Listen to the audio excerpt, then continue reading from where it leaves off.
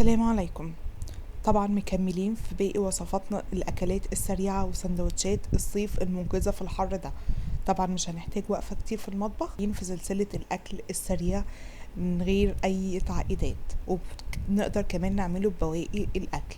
تابعوا معايا الفيديو للاخر، بس ما تنسوش اللايك، ويلا نشوف هنعمله ازاي. هعمل النهارده الميني كريب اللذيذ ده، بسيط وينفع رحلات مصايف ما يقولش لا. في حلة هحط فيها معلقتين كبار من الزيت، عليهم معلقتين كبار من الصلصة. هبتدي اقلبهم كده لمدة دقيقة او دقيقتين لغاية بس ما الصلصة تتسبك معايا او تخرج المادة الحافظة منها. بعد الدقيقتين هنزل باللحمة المفرومة المعصجة الباقية برضو من وصفة المسقعة، وهقلبها برضو لمدة دقيقتين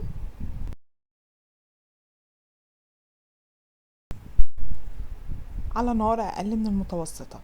طبعا هنا تقدروا تستخدموا مشروم، تستخدموا فلفل الوان، اي نوع الاضافات اللي انتوا تفضلوها. قطعت فلفل الوان لمكعبات صغيرة وهضيفهم على اللحمة المفرومة بتاعتي. هقلبهم لمدة دقيقة ونص كده، وهرفعهم على طول فورا من النار. هنا المكون الاساسي في وصفة النهاردة هو العيش التورتيلا.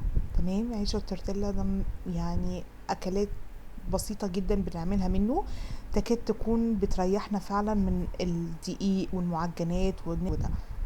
هنا جبت بولة فيها معلقة بس من الدقيق، حوالي 3 معالق كبار من المية، وهقلبهم لغاية ما يبقى عندي سائل كده نقي مفهوش يعني اي تكتلات من الدقيق.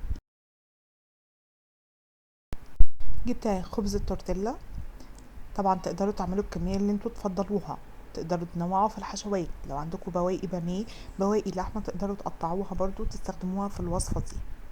جبت الرغيف الواحد او الخبز الواحد منه كده، تنيته بالنص عشان اقدر اعلمه، وبالسكينة قطعته كده بالظبط بالنص. هاخد كل نص على وحده، وهنبتدي نشوف هنعمله ازاي ميني كريب. هشتغل في منطقة النص بالظبط، في الاطراف كده كلها. اديتها مسحة من خليط الدقيق بالمية اللي احنا عاملينه علشان يساعد ان هو يلزق العيش في بعضه. جيت في النص اديت شوية من المايونيز، طبعا تدريج او يعني بداية نفسها كون انتو. الجبنة موتزاريلا، وبعدين كمان من اللحمة بالفلفل بتاعنا اللي احنا عاملينه. تقدروا تبدلوا اللحمة زي ما قلت لكم ببواقي الاكل، تقدروا تنوعوا في الحشوات زي ما تحبوا جدا. ممكن تلاقوا بالمنظر ده. الناحية التانية هنبتدي نقفله بالطريقة دي، وهنجيب الناحية التانية عليه، واللي هيساعدنا في قفله هو خليط الدقيق اللي احنا كنا عاملينه.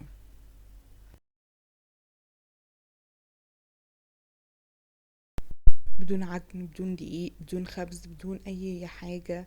عملنا ميني كريب سهل وسريع، يناسب رحلات مصايف، اعياد ميلاد، مناسبات. ممكن تعملوا منه كمية وتشيلوه في الفريزر وقت ما تحبوا تاكلوا ونسويه على طول. سهل وسريع جدا ومنقذ لأي، وخصوصا لو في اطفال هيحبوه جدا. نيجي بقى علشان نسويه في صينية غير قابلة للصق. بمسحها بمسحة كويسة من الزيت، يعني بضيف معلقتين 3 كبار من الزيت، وابتدي اوزعها في الصينية كلها، واسيبهم على النار يسخنوا، واروح منزله الكريب بتاعنا على الناحيه اللي هي مطويه، اخليها هي اللي تحت، وبعد كده اروح قلباه، وهيديني المنظر الجميل بتاعكم ده. بجد جميل جدا وشهي جدا وسريع جدا ومش مكلف. ببواقي الاكل بنقدر نعمله. تقدروا كمان تنوعوا في الحشوات على حسب ذوقكم، والجبن كمان حسب ذوقكم، ممكن تشيلوها كمان خالص لو حبيتوا. ده كان فيديو وصفة طردة، اتمنى يكون نال اعجابكم، واتمنى اللي بيشوفني لاول مرة مينساش يضغط لي ويشترك في القناة ويفعل زر الجرس على الكل، واستنوني في فيديو جديد قريب جدا ان شاء الله. مع السلامة.